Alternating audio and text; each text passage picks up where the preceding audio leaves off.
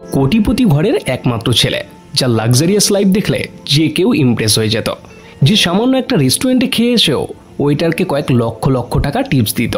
আর তার বন্ধুদের পিছনে সে এতটাই টাকা ওড়াতো যে তার বন্ধুরা তার কথায় উঠত বসত। কিন্তু হঠাৎই একদিন তার এই লাক্সারিয়াস লাইফ তার থেকে কেড়ে নেওয়া হয়। আর তারপরেই তার এমন অবস্থা হয়ে যায় যে সে একবেলা খাবার খাওয়ার জন্য সবার কাছে হাত পাততে থাকে, কিন্তু কেউ তাকে একটা টাকা দিয়েও সাহায্য করে না। আর তারপর থেকেই হতে থাকে তার জীবনে একের পর এক টুইস্ট। আর এই কাহিনীটা শুরু থেকে শেষ পর্যন্ত আপনাকে একটু বোরিং ফিল করাবে না। তো চলুন শুরু করা যাক। সো কাহিনীর শুরুতেই দেখা যায় স্পেনের অনেক বড় একজন নামকরা শিল্পপতি, যার নাম হবার্ট, তার মৃত্যু হয়েছে। আর সেখানে তার অন্ত্যেষ্টিক্রিয়া সম্পূর্ণ করা হচ্ছে। আর সেখানে এই শিল্পপতির সব থেকে কাছের এবং সব থেকে বিশ্বস্ত বন্ধু হ্যামিল্টনকে দেখা যায়, যে এই হবার্টের মৃত্যুর জন্য অনেকটাই দুঃখিত ছিল। আর এই হ্যামিল্টন হবার্টের বন্ধু ছাড়াও সে ছিল হবার্টের বিজনেস পার্টনার। আর এখানে এই হবার্টের ফ্যামিলির সমস্ত সদস্যদের দেখা যায়, তারা সেখানে এসেছে। কিন্তু তারা সেখানে এসে নিজেদের মধ্যে আলোচনা করছিল হবার্ট তাদের জন্য কতটা সম্পত্তি রেখে গেছে এবং তারা ভাগের ভাগ কতটা করে সম্পত্তি পাবে। অর্থাৎ তাদের এই কথা শুনেই বোঝা যায় যে এই হবার্টের মৃত্যুর জন্য তাদের একটুও দুঃখ হচ্ছিল না। তারা বরঞ্চ আলোচনা করছিল যে তাদের সব ভাইদের মধ্যে কে কতটা সম্পত্তি পাবে। আর তখনই এই মুভির মেন ক্যারেক্টার জেসন সেখানে একটা সুপার কার করে লাউড স্পিকারে গান বাজাতে বাজাতেই সেখানে ঢোকে। তখন সে মুখে সিগারেট নিয়ে সেই কার থেকে বের হয়। তার অ্যাটিটিউড দেখলে মনে হয় সে যেন কারো মৃত্যুতেই আসেনি, সে যেন কোনো পার্টিতে এসেছে। আর এই জেসন ছিল হবার্টের একমাত্র নাতি। তখন জেসনের মা তাকে বলে, তোমার দাদু আজকে মারা গেছে আর তুমি এইভাবে এখানে এসেছো, তাও এতটা লেট করে। তখন জেসন তার মাকে বলে, ওনাকে কি কবর দেওয়া হয়ে গেছে? তাহলে আমি এখান থেকে চলে যাই। এমনিতেও আমার এখানে আসার কোনো ইচ্ছেই ছিল না। জেসনের কথা শুনে স্পষ্ট বোঝা যাচ্ছিল যে তার দাদুর প্রতি তার কোনো ভালোবাসা বা মায়া কিছুই ছিল না। এরপরেই দেখা যায় হবার্টের ছেলেরা এবং তার পরিবারের সবাইকে অফিসে আসতে, কারণ এখানে হ্যামিল্টন সবাইকে বলবে হবার্ট তাদের জন্য কতটা সম্পত্তি কার কার নামে রেখে গেছে। আর এখানে হবার্টের ছেলেরা অনেক এক্সাইটমেন্ট ছিল আর তাদের মনের মধ্যে একটা ফুর্তি ছিল এটা জানার জন্য যে তারা ভাগের ভাগ কতটা করে সম্পত্তি পাবে। হ্যামিল্টন তখন সবাইকে পুরো সম্পত্তির হিসাব দেয়। আর পুরো সম্পত্তির কথা শুনে সবার মনে আনন্দের সীমা থাকে না, কারণ হবার্টের সম্পত্তি ছিল অনেক হিউজ পরিমাণে। আর হবেই বা না কেন, সে ছিল স্পেনের সব থেকে বড় শিল্পপতি। হবার্টের ছেলেরা মনে মনে ভাবতে থাকে তাদের বাবা এতটাই সম্পত্তি রেখে গেছে তাদের জন্য যে এখন থেকে তারা সারা জীবন কাজ না করেও বাকিটা জীবন আনন্দের সাথে কাটিয়ে দিতে পারবে। তখন হ্যামিল্টন সবাইকে বলে যে হবার্ট তার সম্পত্তির অনেক কম অংশ সে তার ফ্যামিলির জন্য রেখে গেছে, আর সম্পত্তির অনেক অল্প কিছু অংশ সে তার 2 ছেলে আর 1 বৌমার নামে রেখে গেছে। আসলে তার এক ছেলে অনেক আগেই মারা গেছে, আর সেই ছেলের বউয়ের জন্য সে সম্পত্তির সামান্য কিছু অংশ তার জন্য রেখে গেছে। আর যার জন্য রেখে গেছে সেই ছিল জেসনের মা। আর এই সমস্ত কথা শুনে হ্যামিল্টনের বড় ছেলে সেখান থেকে রেগে উঠে চলে যায়। সে বলে, এই সামান্য অ্যামাউন্ট দিয়ে আমি কি করব? এর থেকে ভালো ওই অ্যামাউন্ট সে কোনো ভিখারিকে দিয়ে দিই। হবার্ট তার মেয়ের জন্য কিছু অংশ রেখে গেছে। তখন তার মেয়েও রেগে গিয়ে সেখান থেকে উঠে চলে যায়। এরপর তার ছোট ছেলেও তার অংশের ভাগ শুনে সেখান থেকে রেগে উঠে চলে যায়। আর তারপরেই পালা আসে জেসনের মায়ের। হবার্ট তার বৌমার জন্য একটা বড় বাংলো রেখে গেছে আর একটা টাকার অ্যামাউন্ট রেখে গেছে, যেই টাকা দিয়ে জেসনের মা সারা জীবন বসে বসে খেতে পারবে। আর এই টাকার অ্যামাউন্ট শুনে জেসনের মা রেগে সেখান থেকে উঠে না গিয়ে বরঞ্চ সে অনেক খুশি হয়েছিল এবং তিনি ভাবছিল কমসে কম তার শ্বশুর তার জন্য কিছু তো রেখে গেছে। এরপর জেসনের মা হাসি মুখে সেখান থেকে চলে যেতে থাকে। আর তখন জেসন মনে মনে ভাবতে থাকে তার দাদু হয়তো তার নামে কিছুই রাখেনি। এটা ভাবতে ভাবতে সে সেখান থেকে চলে যেতে থাকে। ঠিক তখনই হ্যামিল্টন তাকে পিছন দিয়ে ডাক দেয়। হ্যামিল্টন তখন সেখানে থাকা একটা ছোট বক্স খুলে একটা ভিডিও ক্যাসেট বার করে। আসলে এই ভিডিও ক্যাসেটের মাধ্যমে হবার্ট তার নাতির জন্য কিছু ইম্পর্টেন্ট কথা রেকর্ড করে গেছে। আর তখন সেখানে সেই ভিডিওটা প্লে করা হয়। তখন ভিডিওর মধ্যে হবার্ট জেসনকে বলে, দেখো আমি তোমার জন্য অনেক বড় একটা গিফট রেখে দিয়েছি, যেটা সময় আসলে হ্যামিল্টন তোমার হাতে তুলে দেবে। আর এটা এমন একটা গিফট যেটা তুমি স্বপ্নেও ভাবতে পারবে না। কিন্তু এই গিফট নেবার আগে তোমাকে অনেক কিছু পরীক্ষা দিতে হবে আর তোমাকে কয়েকটা টাস্ক কমপ্লিট করতে হবে। আর তুমি যদি সমস্ত টাস্কগুলো কমপ্লিট করতে পারো তাহলে সময় মতন হ্যামিল্টন তোমার হাতে সেই আলটিমেট গিফটটা তুলে দেবে। আর এই টাস্কগুলো কমপ্লিট করতে গেলে তোমাকে কি করতে হবে হ্যামিল্টন তোমাকে সবটা বলে দেবে। এরপর হ্যামিল্টন জেসনকে হোস্টেন যাওয়ার জন্য একটা ফ্লাইটের টিকিট দেয় আর তাকে বলে কাল সকাল 7টার ফ্লাইটে তোমাকে হোস্টেন যেতে হবে। জেসন তখন বলে, আমি সেখানে গিয়ে কি করব? হ্যামিল্টন তাকে বলে, তোমার দাদু যেই টাস্কগুলো দিয়েছে এটা হলো তার ফার্স্ট রাউন্ড, হয়তো সেখানে গেলে তুমি সেই আলটিমেট গিফটটা পেতে পারো। পরদিন সকালে জেসন তার বাইক নিয়ে এয়ারপোর্টে গিয়ে পৌঁছায়। জেসন তার বাইক সেখানে রেখেই এয়ারপোর্টের ভিতরে ঢুকে যায় আর ফ্লাইটে গিয়ে সোজা সে বিজনেস ক্লাসে গিয়ে বসে। আর তখনই ফ্লাইটের এক ক্যাবিন ক্রু এসে তাকে বলে, স্যার আপনার ইকোনমি ক্লাসের টিকিট। কারণ জেসন তার ফ্লাইটের টিকিট চেকও করেনি, কারণ সে কখনোই এর আগে ইকোনমি ক্লাসে যাতায়াত করতো না আর তার অভ্যেসও ছিল না ইকোনমি ক্লাসে যাতায়াত করার। তাই সে ভেবেছিল হ্যামিল্টন তার ফ্লাইটের টিকিট বিজনেস ক্লাসের জন্যই বুক করেছিল। এরপর সে ইকোনমি ক্লাসে গিয়ে বসে আর সেখানে তার পাশে একজন লোক বারবার তার কাঁধে মাথা রেখে ঘুমাচ্ছিল আর তার অপর দিকে একটা বাচ্চা বারবার তার কান ধরে টানাটানি করছিল। জেসন তার লাইফের ফার্স্ট টাইম এইভাবে ট্রাভেল করছিল আর তার মনে মনে অনেক রাগও হচ্ছিল। এরপর জেসনের ফ্লাইট হস্টেলে ল্যান্ড করতেই সে সেখানে নেমেই হ্যামিল্টনকে কল করে জোরে জোরে বলতে থাকে, এভাবে আমাকে টর্চার করার কোনো মানে হয় না। আর তখনই তার পিছন দিয়ে একজন লোক এসে তাকে হাসতে হাসতে বলে, তুমি জেসন তাই না? তোমাকে দেখেই বোঝা যাচ্ছে তুমি জীবনেও কোনো কাজকর্ম করনি, তুমি একদমই তোমার দাদুর মতন দেখতে হয়েছ। আমি তোমার দাদুর বন্ধু, আমার নাম গাস্টো। এরপর তারা দুজন গাড়িতে করে যেতে যেতে গাস্টো জেসনকে বলতে থাকে, তোমার দাদুর মতন হার্ডওয়ার্কিং মানুষ আমি আমার জীবনে অনেক কম দেখেছি। তোমার দাদু অনেক ভালো একজন মানুষ ছিল। আর এভাবেই তারা কথা বলতে বলতে অনেকটা রাস্তা পার করার পর গাস্টোর বাড়িতে গিয়ে পৌঁছায়। আর সেখানে পৌঁছে জেসন গাস্টোকে বলে, আপনি আমার সেই গিফটটা দিয়ে দিন যেটা আমার দাদু আমার জন্য রেখে গেছে।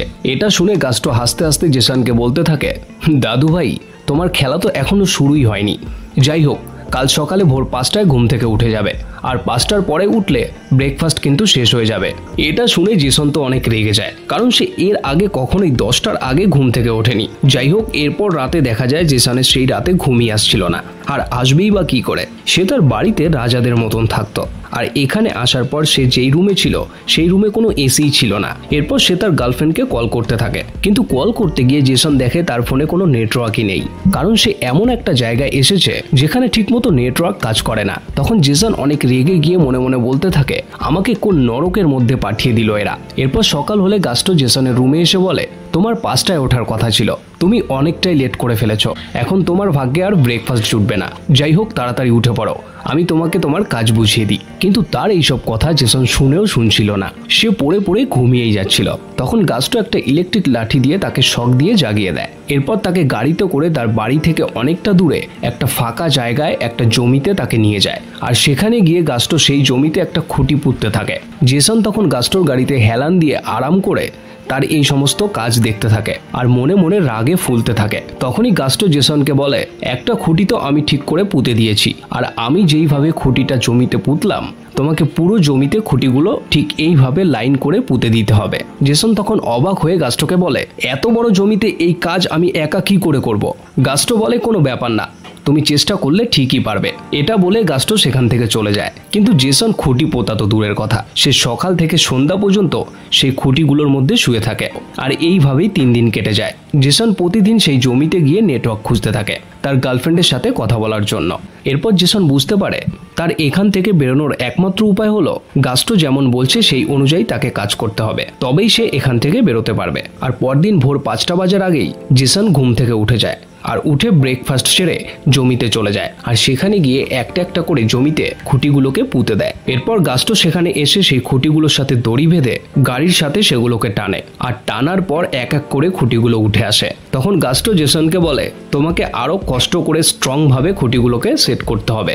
এরপর জেসন অনেক মন দিয়ে অনেক কষ্ট করে সেই খুঁটিগুলোকে একটা একটা করে সেই জমিতে সেট করতে থাকে। আর এইভাবে দীর্ঘ 1 মাস অনেক কষ্ট করার পর জেসন পুরো জমিতে সেই খুঁটিগুলোকে সেট করে ফেলে এবং গাস্টো এসে চেক করে দেখে খুঁটিগুলো একদমই পারফেক্ট ভাবে সেট করা হয়েছে। এরপর গাস্টো জেসনকে বলে, তুমি সত্যি হার্ড ওয়ার্ক করেছো, তোমার টাস্ক এবার সত্যিই পূরণ হলো। এরপর গাস্টো জেসনকে এয়ারপোর্টে ছেড়ে দিয়ে আসতে যায়। আর সেখানে যেতে যেতে গাস্টো জেসনকে বলে, একদিন তোমার দাদু আমার কাছে এসে বলেছিল আমার নাতি তোমার কাছে আসবে আর তুমি তাকে কষ্ট কিভাবে করতে হয় সেটা শিখিয়ে দেবে। আর আমি পুরো চেষ্টা করেছি তোমাকে কষ্ট কিভাবে করতে হয় সেটা শেখানোর, আশা করি তুমি শিখে গেছো। এরপর জেসন গাস্টোকে বলে, আমি তোমার টাস্ক কমপ্লিট করেছি, তাহলে এবার তো আমাকে আমার সেই গিফটটা দিয়ে দিন। গাস্টো জেসনের কথা শুনে কিছু না বলেই হাসতে হাসতে সেখান থেকে চলে যায়। আর তার হাসি দেখে জেসন কিছুই বুঝতে পারে না। সে বাড়ি ফিরে হ্যামিল্টনকে জিজ্ঞাসা করে, আমার গিফট কোথায়? হ্যামিল্টন তাকে বলে তুমি গাস্টোর কাছে গিয়ে কষ্ট কি করে করতে হয় এবং কষ্টের মহত্বটা কত সেটা বুঝতে পেরেছ, আর এটাই হলো তোমার গিফট। তোমার দাদু বলে গেছে তুমি প্রতিটা টাস্ক কমপ্লিট করার পর একটা একটা করে কিছু জিনিস শিখতে পারবে, আর এই শেখাটাই হলো তোমার এক একটা গিফট। আর যখন তুমি টাস্কগুলো কমপ্লিট করে সব শিখে যাবে, তারপরেই তুমি তোমার সেই আলটিমেট গিফটটা পেয়ে যাবে, যেটা তোমার দাদু তোমার জন্য রেখে গেছে। হ্যামিল্টনের এই সমস্ত কথা শুনে জেসন অনেক রেগে গিয়ে তাকে বলে, এসব কি হচ্ছে আমার সাথে? আমি আর কোনো টাস্ক কমপ্লিট করতে পারবো না, আমাকে আমার গিফট দিয়ে দিন। হ্যামিল্টন তখন বলে, ঠিক আছে, তুমি যদি না পারো ছেড়ে দাও, আমি তোমাকে জোর করব না। তবে হ্যাঁ, তুমি যদি টাস্ক কমপ্লিট না করো তাহলে কিন্তু তোমার দাদুর রেখে যাওয়া সেই গিফট তুমি কোনোদিনও নিতে পারবে না। আর যদি পারো তাহলে বলো, আমি তোমাকে পরবর্তী টাস্ক দিতে পারি। জেসনের সেই গিফটের কথা শুনে অনেক লোভ হয়, আর তখন সে বলে, ঠিক আছে, আমি টাস্ক কমপ্লিট করব। এরপর জেসন তার লাক্সারিয়াস কার নিয়ে তার অ্যাপার্টমেন্টে চলে আসে, আর সেখানে এসে সে দেখে তার ফ্ল্যাট পুরোই ফাঁকা, সেখানে কোনো জিনিসপত্রই নেই। তারপর সে নিচে আসে, আর নিচে এসে দেখে তার গাড়িটাও কেউ নিয়ে চলে যাচ্ছে, এবং পরে সে জানতে পারে এটাও হলো তার টাস্কের একটা পার্ট, যে তার থেকে তার সব লাক্সারিয়াস লাইফস্টাইল কেড়ে নেওয়া হবে। এরপর জেসনকে তার পরবর্তী টাস্ক দেওয়া হয়, আর তার পরবর্তী টাস্ক হলো তাকে একজন বিশ্বস্ত বন্ধু খুঁজতে হবে। জেসন এই কথা শুনে বলে, এটা আবার কোনো একটা বড় কাজ নাকি? আমাকে শুধু একটা বন্ধুই তো খুঁজতে হবে। এটা বলে সে তার গার্লফ্রেন্ডের সাথে বড় একটা রেস্টুরেন্টে দেখা করতে চলে যায়। তখন জেসনের গার্লফ্রেন্ড তাকে বলে, তোমার দাদু তোমার জন্য কি গিফট রেখে গেছে? অনেক বড় কিছু নিশ্চয়ই। জেসন তাকে বলে, আমি তোমাকে পরে সবটা বলবো, এখন কি বলছি সেটা শোনো। আমার ফ্ল্যাটে বেশ কিছুদিন ধরে কাজ চলছে, তাই আমি কিছুদিনের জন্য তোমার ফ্ল্যাটে থাকতে চাই। ঠিক তখনই সেই রেস্টুরেন্টের ওয়েটার তাদের খাবারের বিল নিয়ে আসে। জেসন তার ক্রেডিট কার্ডটা বার করে ওয়েটারকে দেয়, কিন্তু ওই ওয়েটার তাকে জানায় তার কার্ড ঠিক করে কাজ করছে না। তখন সে তার ডেবিট কার্ডটা ওয়েটারকে দেয়, আর সে তার গার্লফ্রেন্ডকে বলে তার ফ্ল্যাট, কার আর তার সমস্ত লাক্সারিয়াস লাইফস্টাইল তার থেকে কেড়ে নেওয়া হয়েছে। ঠিক তখনই ওয়েটার তাকে এসে বলে তার ডেবিট কার্ডটাও কাজ করছে না। জেসন তখন বুঝতে পারে তার সমস্ত কার্ডগুলো হ্যামিল্টন বন্ধ করে দিয়েছে। জেসনের গার্লফ্রেন্ডও বুঝতে পারে যে জেসনের কাছে এখন আর কিছুই নেই, সে এখন একটা রাস্তার ভিখারির সমান। তখন সে রেগে গিয়ে সেখান থেকে উঠে চলে যায়। এরপর জেসন তার সমস্ত বন্ধুদেরকে কল করতে থাকে এবং তাদের কাছে টাকা চাইতে থাকে, কিন্তু তার কোনো বন্ধুই তাকে টাকা দেওয়ার জন্য রাজি হচ্ছিল না। আর এই সমস্ত বন্ধুরাই এক সময় তার টাকায় ফুর্তি করত। জেসন তখন রিয়েলাইজ করে যে আসলে খারাপ সময়ে কাউকেই পাশে পাওয়া যায় না, আর সে ভালো করে বুঝতে পারে যে সবাই এতদিন তার টাকার জন্যই তার আশেপাশে ঘুরতো। এরপর জেসন তার মায়ের ফ্ল্যাটে যায়, আর তার মায়ের কাছে গিয়ে সে বলে সে কিছুদিন তার মায়ের ফ্ল্যাটে থাকবে, আর তার কিছু টাকারও দরকার। কিন্তু তার মা তাকে পরিষ্কার করে বলে দেয় যে তিনি তাকে তার ফ্ল্যাটে থাকতে দিতে পারবে না, ইভেন তাকে কোনো টাকা দিয়েও সাহায্য করতে পারবে না, কারণ তিনি যদি জেসনকে সাহায্য করে আর এটা যদি হ্যামিল্টন জানতে পারে তাহলে তার থেকে এই ফ্ল্যাটটা সে কেড়ে নেবে। এরপর জেসন উদাস হয়ে একটা পার্কে গিয়ে শুয়ে পড়ে, কিন্তু সকাল হতেই সেই পার্কের একজন কর্মী জেসনকে সেই পার্ক থেকে তাড়িয়ে দেয়। এরপর সে অন্য আরেকটা পার্কে গিয়ে সেখানে গিয়ে বসে, কিন্তু তখনই একটা ভিখারি এসে তাকে বলে এটা আমার সিট, আর আমার সিটে তোমাকে বসার সাহস কে দিয়েছে? জেসন তাকে বলে এই পার্কে আরো অনেক সিট আছে, আর তোমার কি এই সিটটাই লাগবে? যাও অন্য কোনো সিটে গিয়ে বসো। তখন ভিখারিটা তাকে বলে এটাই হলো আমার লাকি বেঞ্চ, আর এটাই আমার চাই। এরপর ভিখারিটা তাকে বলে আচ্ছা চলো তাহলে টস করি, টসে যে জিতবে সেই এই বেঞ্চে বসবে।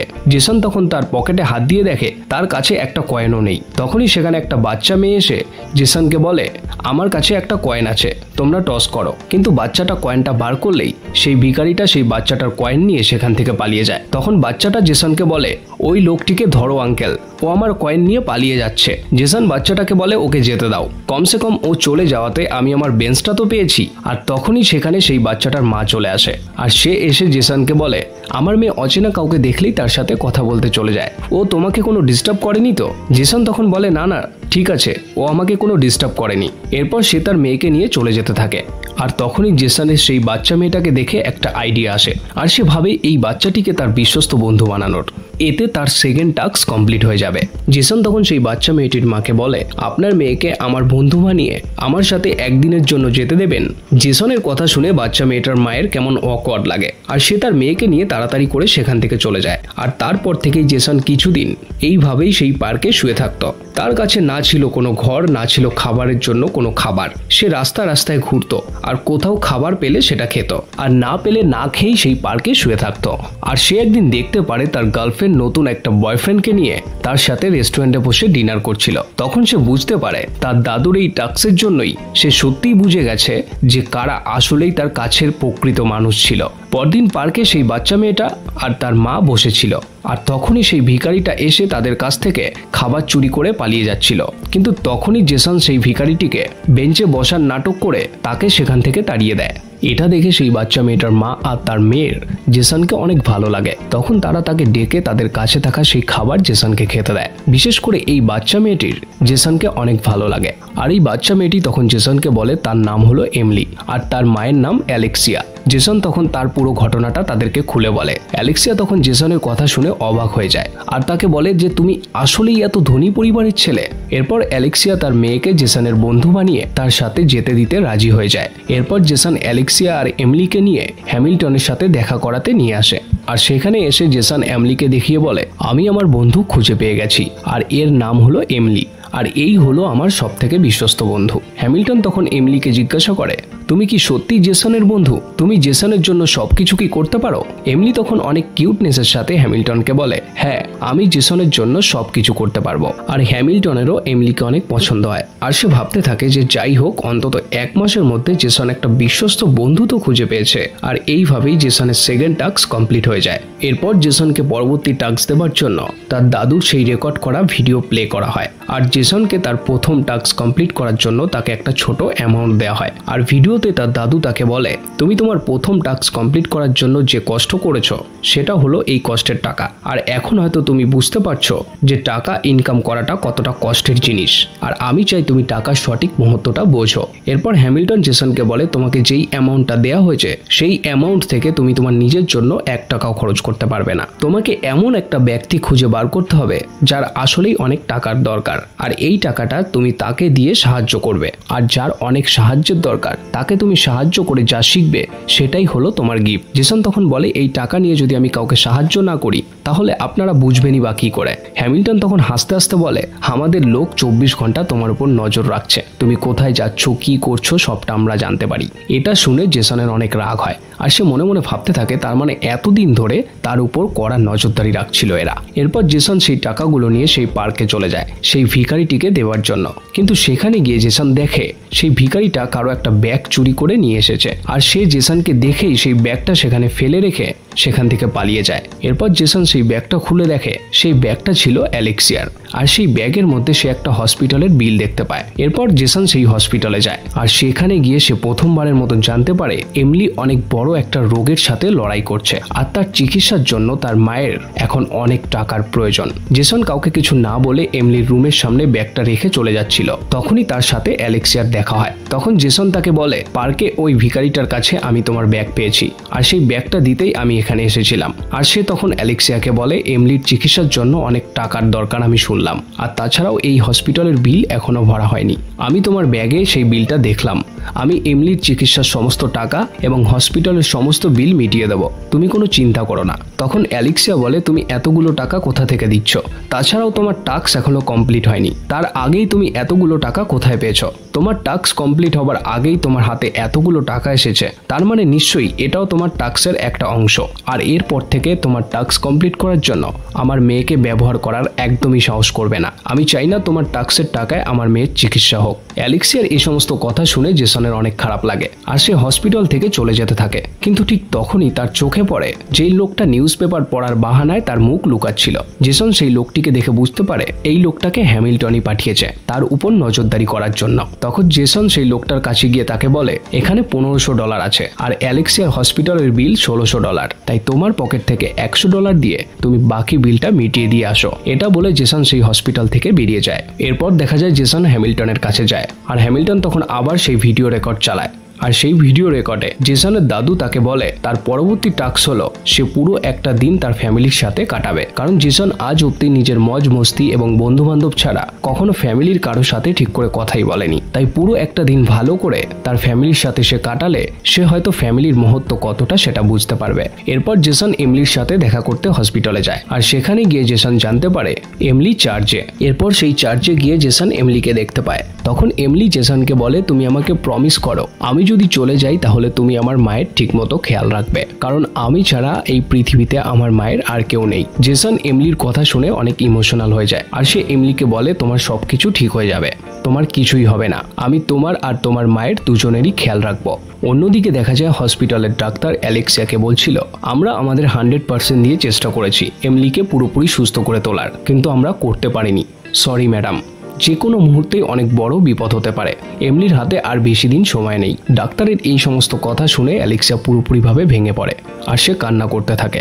আর তখনই সেখানে জেসন চলে আসে, সে এসে অ্যালেক্সিয়াকে শান্ত করানোর চেষ্টা করে। তখন অ্যালেক্সিয়া জেসনকে বলে তার হাজবেন্ড তাকে আর এমলিকে ছেড়ে চলে গেছে আর তার জীবনে এমলি ছাড়া আর কেউ নেই।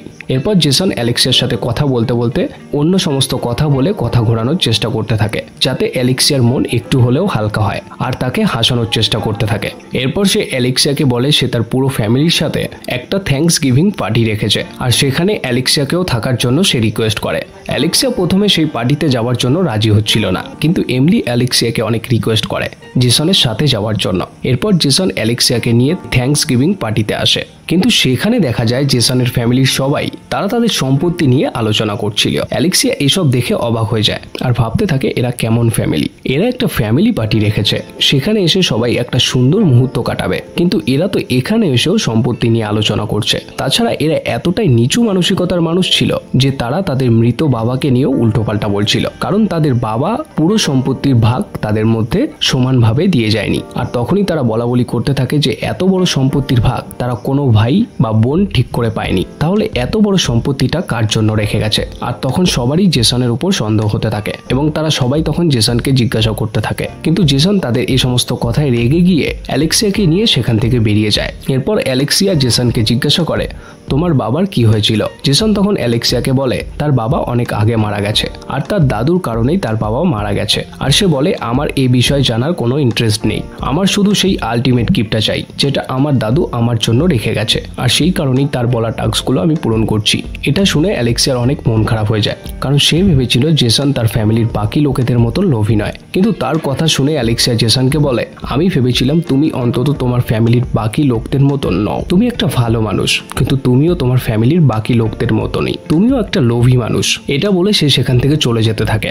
আর চলে যাওয়ার সময় সে জেসনকে বলে হসপিটালে তুমি যেই টাকাগুলো দিয়েছো আমি সেই সমস্ত টাকা তোমাকে ফেরত দিয়ে দেবো। এরপর জেসন হ্যামিল্টনের কাছে যায়, আর হ্যামিল্টন তখন তাকে তার পরবর্তী টাস্ক দেয় আর তাকে একটা চিঠি দিয়ে বলে তোমাকে সাউথ আমেরিকার একটা জায়গায় যেতে হবে যেই জায়গায় তোমার বাবার মৃত্যু হয়েছিল, কারণ জেসন এতদিন ধরে এটাই ভেবে আসছিল যে তার বাবার মৃত্যুর জন্য তার দাদুই দোষী। তাই তার দাদু চেয়েছিল জেসন সেখানে যাক আর সেখানে গিয়ে জানুক তার বাবার মৃত্যুর আসল রহস্য কি। এরপর জেসন সেখানে যাবার আগে এমলি আর অ্যালেক্সিয়ার সাথে হসপিটালে দেখা করতে চায়, কিন্তু সেখানে গিয়ে জেসন সেই আগের রাতে অ্যালেক্সিয়ার বলা কথাগুলো মনে পড়ে যায় আর সে ভিতরে না ঢুকেই সেখান থেকে চলে যেতে থাকে। তখনই এমলি তাকে পিছন দিয়ে ডাক দেয়। জেসন এমলিকে বলে আমি কিছু কাজের জন্য সাউথ আমেরিকা যাচ্ছি, তাই যাবার আগে তোমাদের সাথে দেখা করতে এসেছিলাম। তখনই এমলি জেসনকে বলে ঠিক আছে তুমি যাও, কিন্তু ক্রিসমাসের আগেই ফিরে আসবে। জেসন তখন বলে ঠিক আছে আমি তার আগেই ফিরে আসবো। এরপর সে সাউথ আমেরিকার সেই গ্রামে গিয়ে পৌঁছায় আর সেখানে গিয়ে দেখে সেই গ্রামের লোকজন তার দাদু আর তার বাবাকে অনেক সম্মান করে, আর গ্রামের সব লোকজন জেসনকেও অনেক সম্মান এবং আপ্যায়ন করে। একদিন জেসন সেই গ্রামের লাইব্রেরিতে বসে কিছু কাজ করছিল, তখনই একজন এসে জেসনকে বলে তোমার বাবা যেখানে মারা গেছিল আমিও সেই দিন রাতে সেখানে ছিলাম। তখন জেসন তাকে বলে আপনি আমাকে সেই জায়গায় নিয়ে চলুন, কিন্তু সেই লোকটি জেসনকে বলে আমি তোমাকে সেই জায়গায় নিয়ে যেতে পারবো না, কারণ সেই জায়গাটা অনেক ডেঞ্জারাস একটা জায়গা আর সেখানে অনেক টেররিস্ট থাকে, তাই সেখানে যাওয়াটা আমার বা তোমার জন্য সেফ নয়। পরদিন সকালে জেসন কাউকে কিছু না বলে একা একাই সেই জায়গায় যাওয়ার জন্য বেরিয়ে পড়ে, কিন্তু কিছু দূর যাওয়ার পর জেসন দেখে সেই ব্যক্তিটা তার গাড়ির পিছনেই বসে আছে। সেখানে পৌঁছে জেসন জানতে পারে তার বাবার মৃত্যুর আসল কারণ তার দাদু নয়। আর কিছু সময়ের জন্য জেসন তার বাবার কথা ভেবে অনেকটা ইমোশনাল হয়ে পড়ে। তখনই সেই জঙ্গলের টেররিস্টগুলো এসে তাদেরকে বন্দি বানিয়ে ফেলে আর তাদের দুজনকে একটা ঘরের মধ্যে বন্দি করে দেয়। আর এরপর থেকে এভাবেই তাদেরকে অনেক দিন ধরে বন্দি করে রাখে তারা। তাদেরকে ঠিক করে খাওয়া পর্যন্ত দিত না তারা। আর এইভাবেই কয়েক সপ্তাহ কেটে যায়। অন্যদিকে দেখা যায় অ্যালেক্সিয়া হ্যামিল্টনের সেক্রেটারির কাছে এসে জেসনের কথা জিজ্ঞাসা করে, কিন্তু তিনি অ্যালেক্সিয়াকে জানায় জেসন সেখানে যাওয়ার পর তাদের সাথে আর কোনো যোগাযোগ হয়নি তার।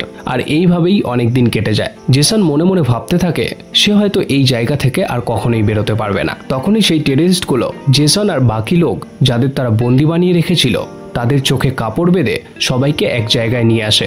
আর সেখানে সবাইকে আনার পর তারা সবাইকে এক জায়গায় বসিয়ে উপরের দিকে বন্দুক দিয়ে ফায়ার করে। আর তাদেরকে বলতে থাকে আজকে ক্রিসমাস, তোমরা হয়তো ভুলে গেছো, তাই আমরা মজা করব আর তোমরাও আমাদের সাথে এখানে নিচে বসে থাকবে। এরপর তারা সবাইকে জোর করে ড্রিঙ্ক করাতে থাকে আর তারা নিজেরাও ড্রিঙ্ক করে। তারপরেই তাদের সবাইকে আবার ঘরে বন্দি করে দেয়। আর কিছু সময় পর জেসন খেয়াল করে তার ঘরের দরজাটা তারা ঠিক করে লক না করেই চলে গেছে। তখন জেসন সেই ঘর থেকে আস্তে আস্তে বেরিয়ে সেখান থেকে পালাতে থাকে। কিন্তু কিছু দূর যাওয়ার পর তার মনে পড়ে তার সাথে একজন লোক এসেছিল আর সেই লোকটি তার জীবনের ঝুঁকি নিয়ে তাকে এখানে নিয়ে এসেছে, তাই তাকে সাথে না নিয়ে সে এখান থেকে পালিয়ে যাচ্ছে। এরপর সে আবার সেই জায়গায় যায় আর সেখানে গিয়ে সেই লোকটিকে সাথে নিয়ে সেই জায়গা থেকে পালিয়ে যায়। এরপর জেসন যখন আবার তার বাড়ি ফিরে আসে তখন সে দেখে অ্যালেক্সিয়া তাকে নিতে এসেছে এয়ারপোর্টে। অ্যালেক্সিয়া জেসনকে দেখে তার কাছে ছুটে যায় আর তাকে জড়িয়ে ধরে। তখন জেসন তাকে বলে আমি প্রমিস করছি পরের ক্রিসমাস আমরা একসাথে কাটাবো। এরপর জেসন এমলির সাথে দেখা করতে হসপিটালে যায়। এমলি জেসনকে বলে আমি তোমাকে বলেছিলাম ক্রিসমাসের আগে আসতে, তুমি আসোনি, তাই আমি তোমার উপর অনেক রেগে আছি। জেসন তখন এমলিকে আদর করে বলে আমি ক্রিসমাসে তোমাকে অনেক মিস করেছি। এমলি বলে আমি ক্রিসমাসে হর্স রাইডিং করতে চেয়েছিলাম কিন্তু তুমি আসোনি। তখন এমলি জেসনকে বলে আমি এখনই হর্স রাইডিং এ যেতে চাই। এরপর জেসন হ্যামিল্টনকে কল করে বলে তার এখনই একটা প্রাইভেট জেট লাগবে আর সে প্রাইভেট জেট করে গাস্টোর বাড়িতে যায়। এরপর তারা সবাই একসাথে হর্স রাইডিং করে। এরপর জেসন আর অ্যালেক্সিয়া ঘোড়ার থেকে নেমে তখন জেসন অ্যালেক্সিয়াকে কিস করে আর তাদেরকে কিস করতে দেখে এমলি অনেক খুশি হয়, কারণ সে চেয়েছিল সে চলে যাবার পর তার মায়ের খেয়াল রাখার জন্য জেসনই থাকুক। পরের ভিডিওতে জেসনের দাদু তাকে বলে তোমার এমন একটা কোনো স্বপ্ন বলো যেটা তুমি পূরণ করতে চাও। আর সেই দিন রাতে জেসন এমলিকে বলে আমার কোনো স্বপ্ন নেই, তোমার কি কোনো স্বপ্ন আছে? আসলে জেসন এতদিন ধরে নিজের মজ মস্তিতে মেতে থাকা ছাড়া সে নিজেকে নিয়ে বা নিজের কোনো স্বপ্ন নিয়ে কখনোই ভাবেনি। পরদিন সকালে জেসন হ্যামিল্টনকে বলে আমার কোনো স্বপ্ন নেই, কিন্তু আমি চাই অন্যের স্বপ্ন পূরণ করব। যারা টাকার জন্য নিজের স্বপ্ন পূরণ করতে পারে না তাদের স্বপ্ন আমি পূরণ করব। তখন হ্যামিল্টন অনেক খুশি হয় আর বলে তোমার দাদুও এমনটাই চেয়েছিল, তিনি তোমার থেকে যেই উত্তরটা আশা করেছিল তুমি ঠিক সেরকমই বলছো। তখন হ্যামিল্টন তাকে 100 মিলিয়নের একটা চেক দিয়ে বলে এই অ্যামাউন্টটা তুমি তোমার ইচ্ছা মতো করে খরচ করতে পারবে। আর তারপর থেকেই জেসন একটা প্রজেক্ট বানানোর জন্য দিনরাত প্ল্যান করতে থাকে। পরদিন সে হ্যামিল্টনের অফিসে গিয়ে বলে সে অনেক বড় একটা হসপিটাল বানাতে চায় যেখানে বাচ্চাদের ফ্রিতে চিকিৎসা করানো হবে আর সেই হসপিটালে বাচ্চাদের বাবা মায়েদের থাকার জন্য ব্যবস্থা করা হবে। আর তার এই প্রজেক্টের জন্য 350 মিলিয়নের প্রয়োজন, তাই সেখানে থাকা হ্যামিল্টন এবং বাকিদেরকে জেসন বলে তার এই প্রজেক্টে ইনভেস্ট করতে। তখন তারা সবাই জেসনের এই প্রজেক্টে ইনভেস্ট করতে রাজি হয়ে যায়। তখনই মিটিং শেষ হবার আগেই অ্যালেক্সিয়ার কাছে একটা এমার্জেন্সি কল আসে। অ্যালেক্সিয়া তখন সেই অফিস থেকে তাড়াতাড়ি বেরিয়ে চলে আসে। জেসনও তখন তাড়াতাড়ি করে সেখান থেকে বেরিয়ে হসপিটালে যায়। আর সেখানে গিয়ে সে এমলির রুম থেকে অ্যালেক্সিয়ার অনেক জোরে জোরে কান্নার আওয়াজ শুনতে পায়। আর সেখানেই জানা যায় যে এমলি আর তাদের মধ্যে নেই। এরপর তারা দুজনেই অনেক ভেঙে পড়ে আর এমলির কথা ভাবতে ভাবতে এভাবেই তাদের অনেক দিন কেটে যায়। আর কিছুদিন পর জেসন অ্যালেক্সিয়াকে নিয়ে